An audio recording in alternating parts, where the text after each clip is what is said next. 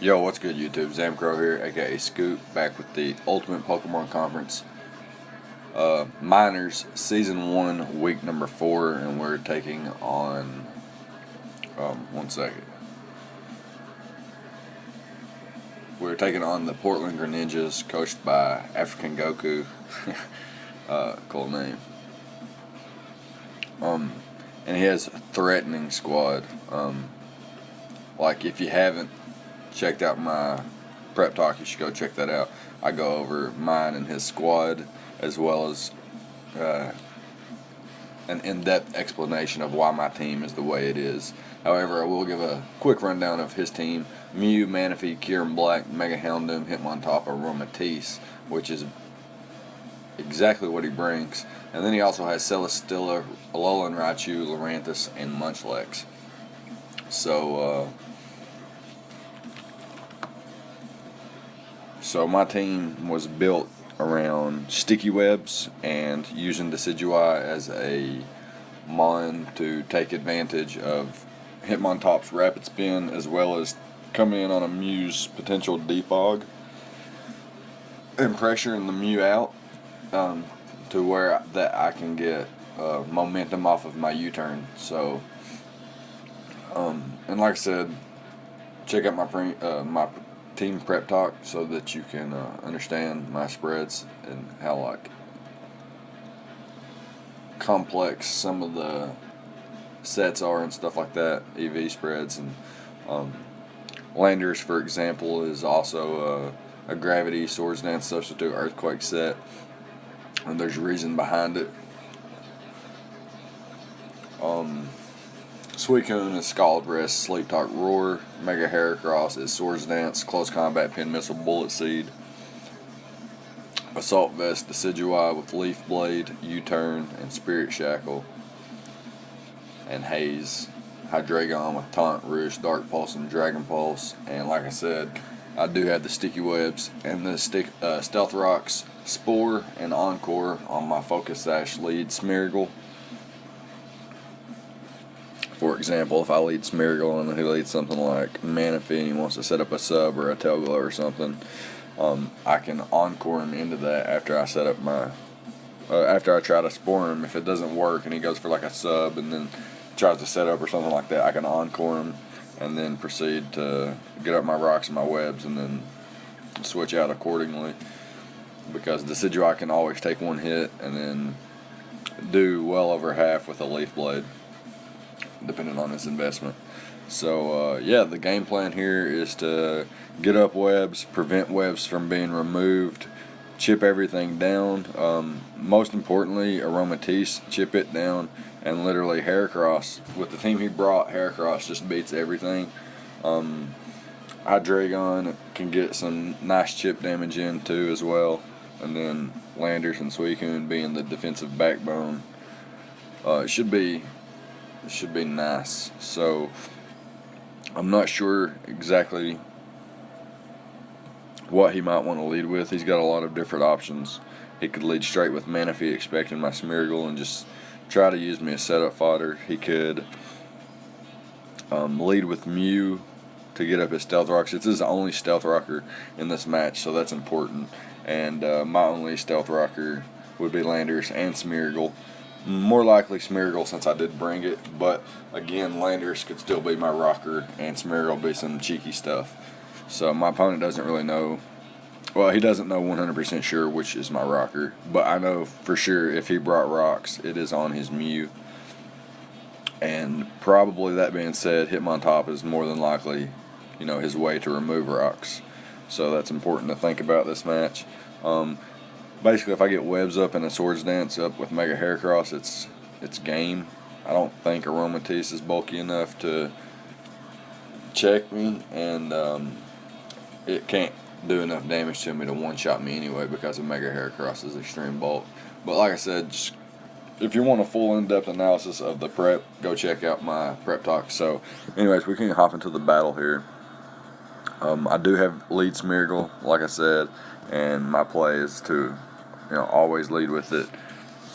And no matter what he leads with, I can just click Spore. And if, like I said, if he substitutes up or starts to set up or something like that, I can always encore him. I do have a focus sash intact, so I can always take one hit, encore him into that hit, and then switch accordingly into something like Suicune if he goes for the ice type attack. If he goes for the dragon type attack, it's more than likely Dragon Claw, so I can go into Landers and get the Intimidate off. But my play here is going to be to Spore. He goes straight into Hitmontop, which is really, well, he reveals safety goggles, which is really cool. I can't afford to let him double kick or close combat me there, so I'm just going to switch out here into my Landers. And he's going to make a prediction here. I'm not sure if he predicted my Landorus, or if he predicted my Decidueye, or if he predicted my Heracross, or my Suicune, or what. Well, he obviously didn't predict my Suicune or my Hydreigon, because he went into something that can't damage either of those.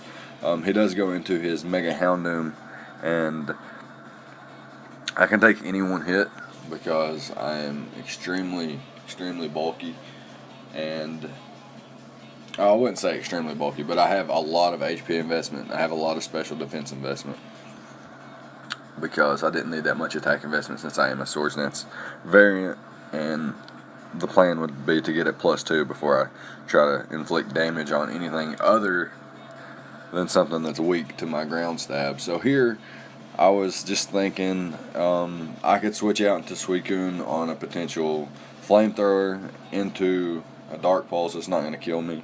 I could switch into Hydreigon as he goes for...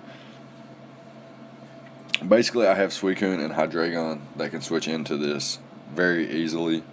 So I'm thinking he might just click Dark Pulse here. Either way, I know I live one hit no matter what. Even if he goes for Hidden Power Ice here, I will live it. So I'm actually going to just stay in and trade damage off for a kill here. I don't mind how much he does with me with Flamethrower. As long as he doesn't get a burn, I'm okay. And even if he does get a burn, I'm still okay. But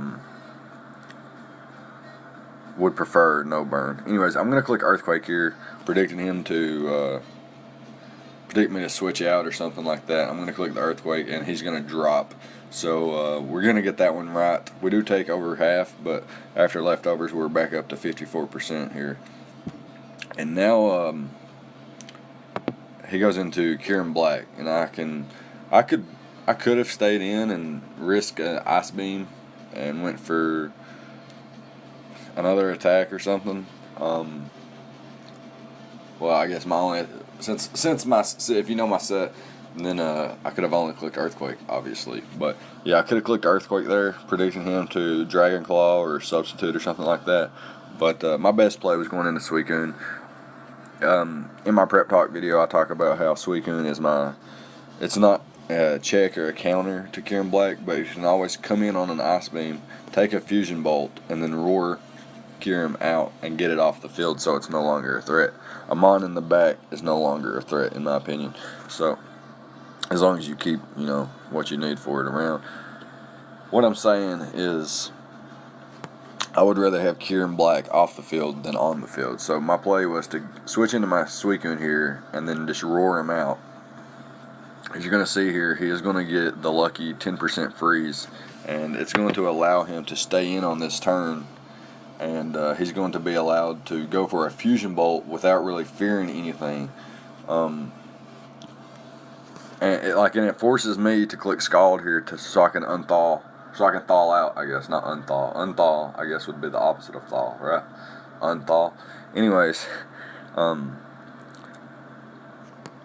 my plan was to come into Suicune and then roar him out as he goes for the Fusion Bolt. So I would take the Fusion Bolt and roar him out.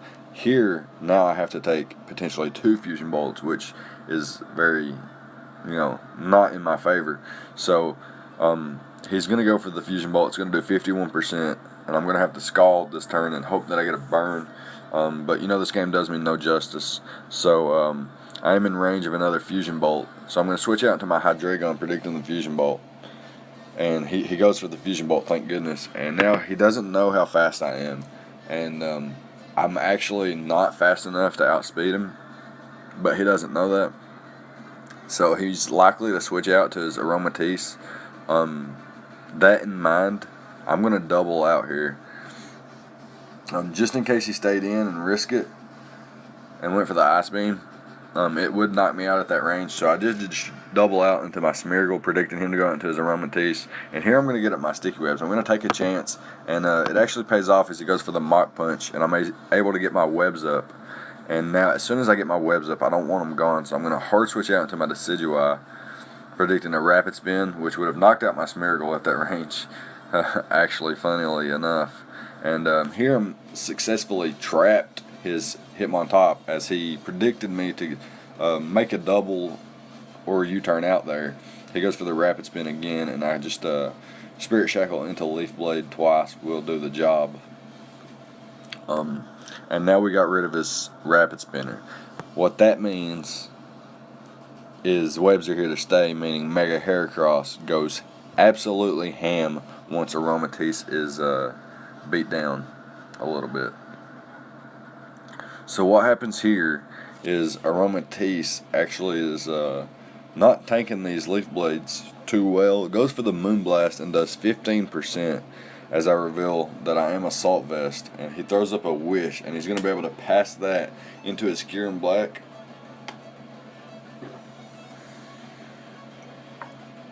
On another predicted Leaf Blade. I get a critical hit. Not going to matter as he gets his Wish back. Here I'm going to sack off my Smeargle, and I'm going to go for game here with my Mega Heracross. This is a likely Z-move Mega Heracross, so I'm not going to try to set up in front of him or anything with a Swords Dance. I'm just going to click my KO attack with the close combat there. And now here's where things get interesting. I'm going to go ahead and spoil the outcome of the battle. Mega Heracross OHKOs everything on this squad. Mew dies right now to Pin Missile. His Manaphy set drops to Bullet Seed from full, and I do outspeed, so I will knock it out from full, and I can take a +3 Scald anyway, but I'm faster, so I don't even have to. Aromatisse drops to close combat at the range that it's at right now. Even if Mew is Tanga Berry, I get 5 hits, so the first Pin Missile will pop the Tanga Berry, and then the next 4 hits will also be strong enough to knock out this Mew. So I'm going to go for the Pin Missile, but I'm going to miss. And the Mew is actually going to take out my Mega Heracross. And what this means is I got really, really sad because Mega Heracross was my MVP of the season. That was his first death right there, and he got 1 kill, was robbed of 3 kills. It was very unfortunate, and my opponent was very noble, honorable, respectful, and what's the word? Just generally a good person. He offered that we could recreate the match specifically for Mega Heracross, and specifically because he thought I deserved the 5-0 instead of anything less. So I'm actually going to be right back.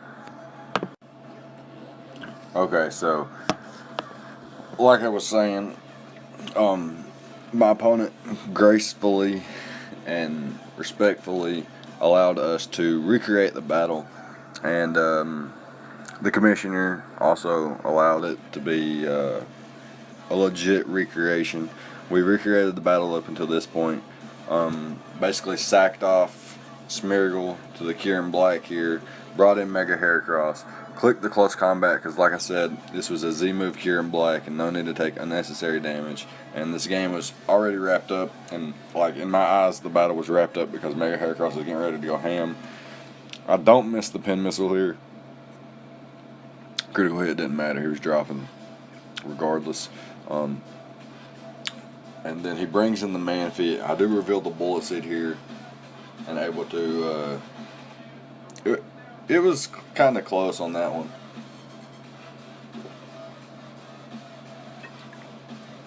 Showing just how bulky Manaphy and those base 100s really are. And then close combat at this range is going to be enough to take out the Aromatisse. I could have clicked Bullet Seed or Pin Missile there, but like pin missile could miss, bullet seed wasn't a stab, and close combat's just, you know, just showing off Mega Heracross's strength that much more, in my opinion. So yeah, that's gonna be the game. Like, I spent a lot of time on the Hydreigon set. This whole team I spent a lot of time on, but the Hydreigon set specifically I spent a lot of time on, and I'm really proud of the way the team played out. But I'm kind of sad and disappointed that Hydreigon didn't get to take as many hits as it was built to take, and roost off and come in and taunt and Dark Pulse and get all that extra chip. But Mega Heracross putting in the work once again, and after this game is sitting at 10-0 after 4 weeks of battles. And I brought it to 3 matches, and it's 4-0 right now. It's got 4. It got 2 kills in the first match, 4 kills in the second match, no kills in the third match, and 4 kills in this match. So Mega Heracross putting in the work. Really good game to African Goku and the Portland Greninjas. He has a really solid squad, and I was pretty happy the way my team played out against his. That being said, let me know what you thought about the battle, about the prep and stuff in the comment section. Let me know what you think about Mega Heracross's performance this season. I'm going to continue to try to make this Mon work, as it is the Mon that I most wanted to use in the draft outside of Landers, because of Landers' Z moves, but I actually haven't even ran a Z move this season, so I'm not even using Landers the way I wanted to when I drafted it. But nonetheless, very happy with my team, and especially happy with Mega Heracross. So look out for week 5 and 6 and 7, and then the playoffs to come after that. We're getting pretty close, and I'm a little behind on uploads, but that's okay, no big deal. Again, good game to the Portland Greninjas. Looking forward to the game against the Perth Persians. And yeah, I'll see you guys next time. So leave a like, comment, subscribe, all the good stuff. And I thank you guys for watching.